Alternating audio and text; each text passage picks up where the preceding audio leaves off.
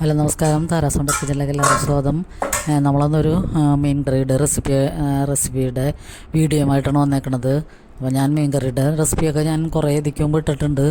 അപ്പോൾ അങ്കമാലി മാങ്ങക്കറി, മീൻ മാങ്ങക്കറി ഒക്കെ എല്ലാം വീഡിയോ ഇട്ടിട്ടുണ്ട്. അപ്പോൾ അതൊക്കെ കാണണമെന്ന് ആഗ്രഹമുള്ളവർ ഒന്ന് പോയി കാണുക. അപ്പോൾ ഇത് ഞാൻ പുറത്തൊക്കെ വിദേശത്തൊക്കെ ഉള്ള മക്കൾക്ക് വേണ്ടി അവർക്ക് വിറകടുപ്പിൽ മീനൊക്കെ പാകം ചെയ്യണതൊക്കെ കാണാൻ ഭയങ്കര ഇഷ്ടമാണ്. അപ്പോൾ അതുകൊണ്ട് ഞാൻ അവർക്ക് വേണ്ടിയും കൂടിയാണ് ഈ വീഡിയോ ഇടുന്നത്.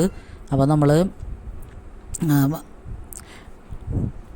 മീൻ ഞാൻ ഫ്രീസറിൽ വെച്ചിരുന്നാണ്, വെള്ളം നിറച്ചൊഴിച്ചിട്ടാണ് ഫ്രീസറിൽ വെക്കണം. അപ്പോൾ നമ്മൾ ആ വെള്ളം കളഞ്ഞെടുക്കുമ്പോഴത്തേനും അത് നല്ല ഫ്രഷായിട്ട് തന്നെ ഇരിക്കും. ഒട്ടും അതിൻ്റെ ചുവ വ്യത്യാസമൊന്നും ഉണ്ടാവില്ല.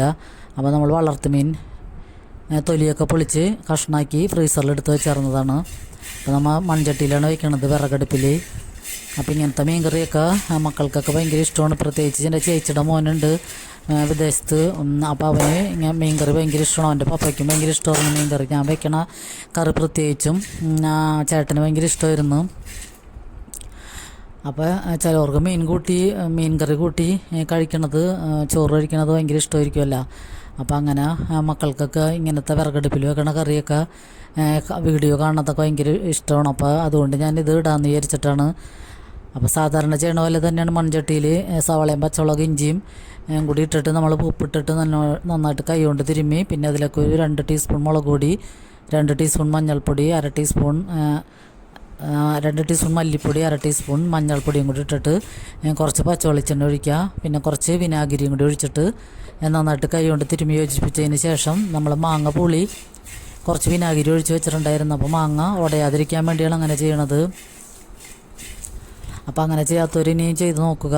മാങ്ങ കറിയിലിട്ട് ഉടഞ്ഞു പോയാൽ അത് ശരിക്കും കുറുകി അലിഞ്ഞ പോലെയാവും. അപ്പോൾ മാങ്ങ ഉടയാതെ ഇരിക്കണമെങ്കിൽ ഇങ്ങനെ കുറച്ച് നേരം, ഒരു 10-20 മിനിറ്റ് നേരം കുറച്ച് വിനാഗിരി ഒഴിച്ചിട്ട് അതിൽ ഇട്ട് വെച്ച് കഴിഞ്ഞാൽ മാങ്ങ എത്ര വെന്താലും ഉടഞ്ഞു പോകില്ല.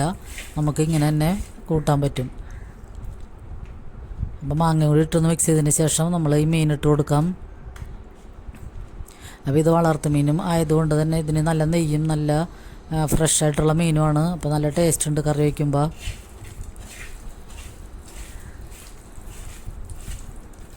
അപ്പോൾ വിദേശത്തുള്ളവർക്കൊക്കെ ഇങ്ങനത്തെയൊക്കെ കറിയൊക്കെ കാണാനും കൂട്ടാനും ഒന്നും പറ്റാറില്ലല്ലോ. അപ്പോൾ അതുകൊണ്ട് എല്ലാവരും ഒന്ന് ഇതൊക്കെ കണ്ടിട്ട് ഗ്യാസ് മേലെ ഇങ്ങനെയൊക്കെ ഒന്ന് വെച്ച് നോക്കുക, മാങ്ങയൊക്കെ കിട്ടുകയാണെങ്കിൽ.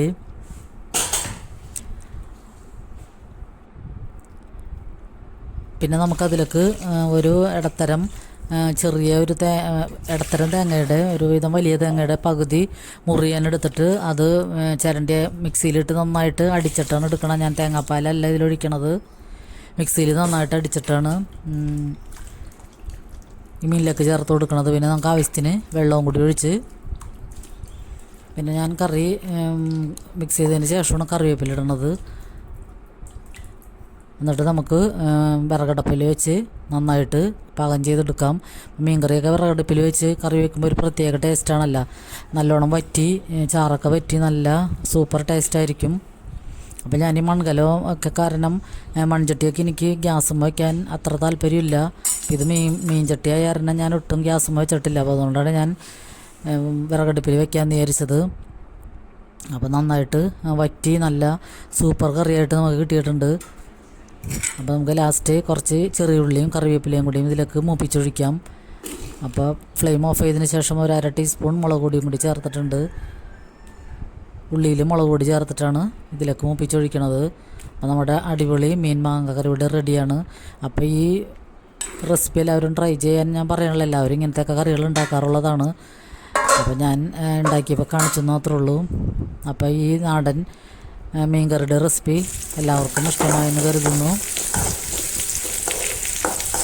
അപ്പോൾ ഇങ്ങനത്തെ വേറെ വെറൈറ്റി മീൻ കറിയൊക്കെ വെക്കണവരുണ്ടെങ്കിൽ അതിൻ്റെയൊക്കെ വീഡിയോസ് ഇടുക. അപ്പോൾ എല്ലാവരുടെയും പല പല കറികളുടെ റെസിപ്പീസൊക്കെ നമുക്ക് കാണാമല്ലോ. അപ്പോൾ ലൈക്ക് ചെയ്യണവർക്കും കമൻറ്റ് ചെയ്യണവർക്കൊക്കെ ഒത്തിരി നന്ദിയുണ്ട്. ഇനിയും നിങ്ങളുടെയൊക്കെ സപ്പോർട്ട് വേണം. അപ്പോൾ ഇങ്ങനെ മീൻ കറിയൊക്കെ ഇഷ്ടമായെങ്കിൽ ആർക്കെങ്കിലുമൊക്കെ ഒന്ന് ഷെയർ ചെയ്ത് കൊടുക്കാൻ മറക്കരുത്.